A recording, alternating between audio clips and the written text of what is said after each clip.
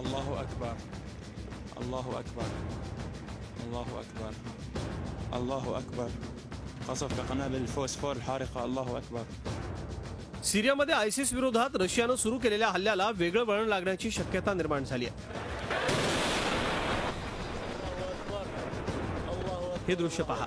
रात्रीच्या वेळी रशियाच्या लढाऊ विमानांनी सिरियावर प्रचंड बॉम्ब वर्षाव केल्याचं बोललं जात आहे. सिरियाच्या राक्का शहरात आयसिसचं मुख्यालय आहे. त्यावर हल्ले करताना रशियानं व्हाईट फॉस्फरस वापरल्याचा आरोप आयसिसनं केलाय.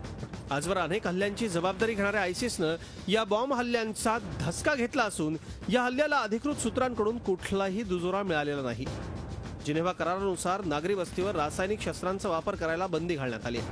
हा हवाई हल्ला पाहता सिरियातलं युद्ध हे अधिक तीव्र होण्याची शक्यता नाकारता येत नाही. तुर्कीनं रशियाचं लढाऊ विमान पाडल्यानंतर तुर्की आणि रशिया यांच्यात तणाव निर्माण झाला होता. आपल्या हवाई सीमांचं रक्षण करण्याचा हक्क आपल्याला असल्याचा दावा तुर्कीनं केला होता. तर आयसिसकडून होणारा इंधन तेलाचा पुरवठा कायम ठेवण्याकरता तुर्कीनं आपलं लढाऊ विमान पाडल्याचा आरोप रशियानं केलाय. सिरियात आयसिस विरोधात सुरू असलेल्या मोहिमेत अमेरिका आणि रशिया एकमेकांच्या विरोधात उभे ठाकलेत. सिरियाचे राष्ट्राध्यक्ष बशर अल असाद यांना अमेरिकेचा विरोध आहे, तर रशियानं असद यांना पाठिंबा दिलाय.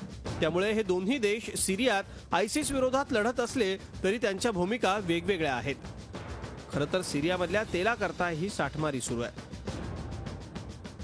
काल रशियाच्या संरक्षण मंत्र्यानं Su-34 या लढाऊ विमानानं सिरियाच्या भूमीत केलेल्या हवाई हल्ल्याचा व्हिडिओ जारी केला. रशियानं सिरियावर हवाई हल्ल्याकरता व्हाईट फॉस्फोरसचा वापर केल्याच्या कथित घटनेची दखल व्हाईट हाऊसनं घेतली आहे. रशियानं आयसिसवर हल्ले करावेत असं फ्रान्सच्या विदेश मंत्र्यांनी म्हटलंय. तसाच अल बशर यांच्या विरोधी लढणाऱ्यांवरती रशियाकडून हवाई हल्ले केले जात असल्याचा आरोप पाश्चिमात्य राष्ट्रांनी केलाय. त्यामुळे भविष्यात सिरियामधल्या या युद्धाचा वणवा पसरण्याची भीती वर्तवली जाते. Bureau report, Zee media, Mumbai. Zee 24 तास रहा एक पाऊल पुढे.